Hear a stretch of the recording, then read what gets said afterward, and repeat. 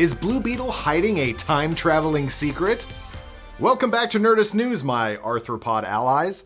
I'm Kyle Anderson, and today we're going to break down the mid-credits scene from DC's Blue Beetle and put on our theory helmets to try to determine what it might mean for future installments, and whether or not it points to other DC heroes poised to join the live-action world. To do this, of course, we'll need to spoil Blue Beetle, so if you haven't seen the movie yet, go do so, fly like a scarab through the night sky.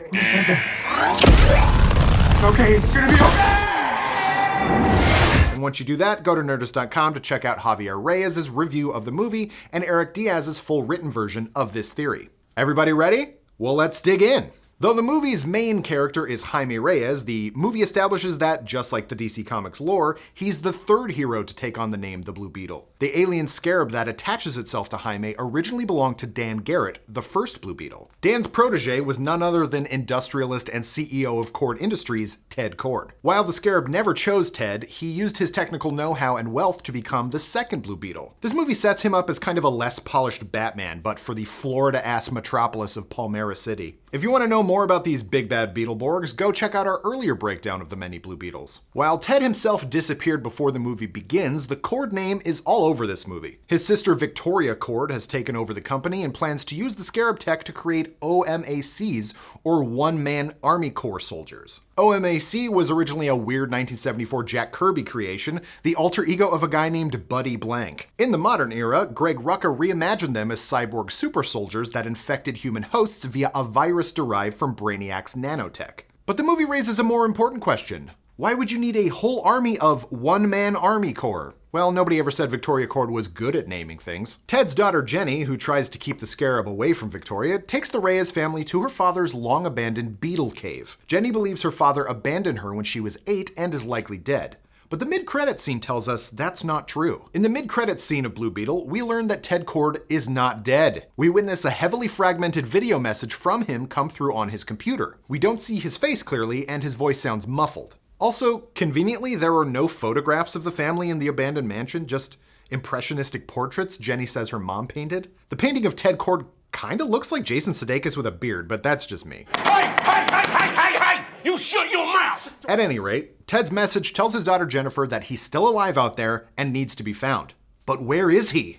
Well, maybe the question isn't where is he, but when? Ted Kord would have probably been in his 30s when he vanished, maybe 40s at most, especially if he had a young daughter. And although altered by static, you can tell in the film it's not an old man voice we hear. Whoever sent this message isn't the age Ted Kord should be now. This makes us think that maybe Ted Kord did not just find himself lost somewhere in the world.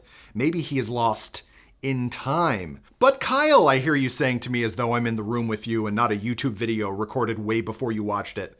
How can Ted Kord travel through time? He can't. By himself. In DC Comics, Ted Kord's best friend in the world is Booster Gold. A hero from the 25th century, Booster famously time travels. Booster was a nobody in his time, but with common technology from his era, he figured he could become a wealthy celebrity and superhero in the past. Tracy, I'm a fraud. Do you know why I came back to the past? It wasn't a fight for justice, it was to get rich, be famous. I was a failure in the future, just like I am here. He eventually joined the Justice League International, where he and Blue Beetle Ted Kord became best friends. Neither hero was very popular on his own, but together they became one of comics' greatest 1-2 punches. They definitely got along way better than Hal Jordan and Oliver Queen, and never once had to deal with a drug PSA issue. These guys loved heroin. Ted and Booster got into many wacky adventures together and became known as Blue and Gold. Or, if your perception is different, Black and White. Remember the dress? From many years ago? Anyway, in the lead up to the event series Identity Crisis, Ted Kord uncovered the plans of the villainous Maxwell Lord. And now we are legally obligated to show you this Pedro Pascal clip. Life is good, but it can be better. Oh my God. Thank you. Max later murdered Ted in cold blood. Booster used his time-traveling abilities to try to save his best friend, which led to a lot of wild time travel paradoxes and scenarios. Ultimately, Ted Kord realized he must fulfill his fate and die when he was meant to, allowing time to flow properly. Lucky for him, they rebooted the DC universe a million times! And Ted Kord is now alive and well and a mentor to Jaime Reyes. So there is a precedent for Ted Kord and time travel adventures in the comics. This isn't just us grabbing stuff out of thin air either. In fact, we already know it's likely true. In an interview with EW, Blue Beetle director Angel Manuel Soto explained, quote, "We all love Ted Kord and Booster Gold, and knowing that James Gunn also has plans for Booster Gold, it felt like the right thing for us to continue with. Ted Kord is still alive, he's somewhere out there in the universe, and whatever the future holds for our hero is open to interpretation. So whether that is Booster Gold or Ted Kord, or if it's both of them together, the possibility exists and it is something we want to entertain." End quote.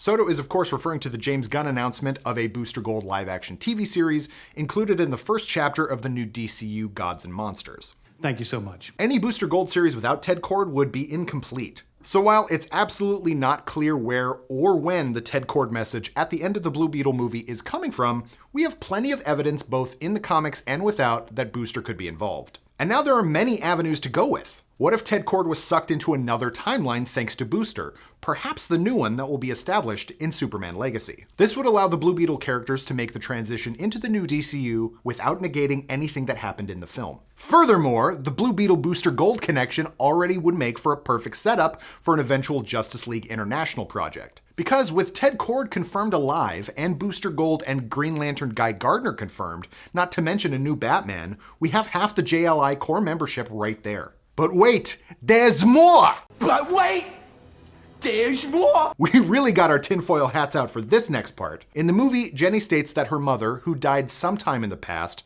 was from Brazil. This might have just been a quick explainer for the casting of Brazilian actress Bruna Marquezine as Jennifer Kord. But what if there's something more to it? What if she didn't die, but also became lost in time, and Ted went looking for her? And what if she's core JLI member Fire, a Brazilian heroine who controls powerful green flame? Green flame. Pre-Crisis, Beatriz da Costa got her powers through mysticism and had the alias Green Fury and was a member of the Global Guardians. Post-Crisis, they changed her name to Beatriz Bonilla da Costa, a model-turned-secret agent who got green firepower from a chemical explosion. Her name changed to Green Flame. Green flame. And then finally the much more direct Fire. The name Fire mostly came from her partnership with Ice Maiden, aka Ice, when both joined the Justice League International following the resignation of Black Canary. Fire and Ice, Hawk and Dove, Blue and Gold. DC loves conveniently named partnerships. And while in the comics Fire and Blue Beetle never had a romantic relationship, Ice did used to date Guy Gardner. So she loves bowl cuts, I guess. All three of them, alongside Booster Gold, investigated Ted Kord's death in Infinite Crisis. So what we're saying is, Justice League International, please and thank you. But tell us, what do you think? Did you immediately think Booster Gold when you saw the Blue Beetle mid-credits? Gotta text my publicist. Skeets, how many P's in impending? 1, sir. Have you ever had such a great idea as we always have? Thank you so much. Let us know in the comments below, and for the latest and greatest in the world of pop culture, stay tuned to Nerdist.com.